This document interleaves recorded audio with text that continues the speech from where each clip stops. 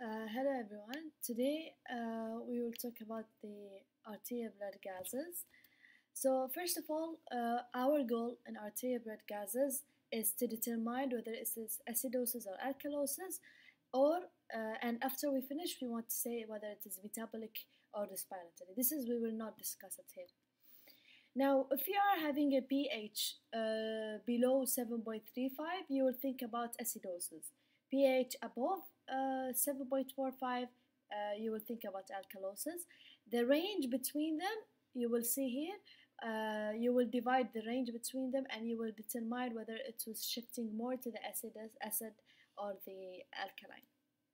Now, let's start with the metabolic acidosis. First, the main abnormalities is what?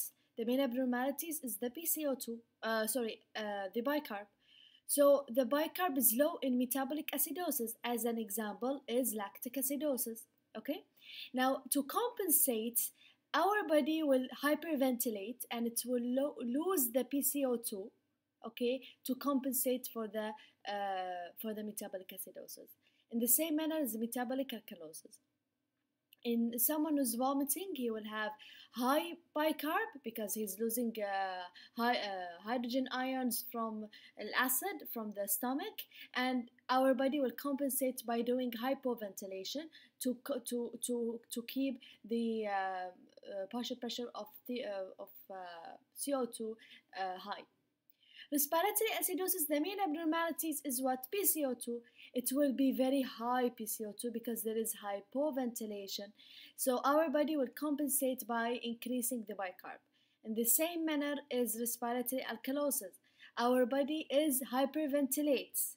Okay? So he's too much, you are in pain or in anxiety or hyperventilating, so the bicarb will be low in order to compensate. Now, this slide shows you that the same things I told you about and how the compensatory mechanism is going on. So for example, in respiratory acidosis, you are having high bicarb, right? How you get it?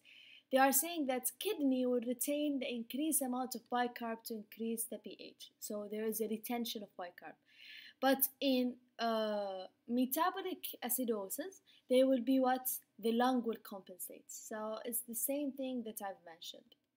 Now, these things are taken from a video and I captured to tell you fast about it. Now we will calculate about the anion gap. Anion gap, first of all, in our body we have cation and anion, right? Now here, actually, this is not the only anion in your body which your blood counted.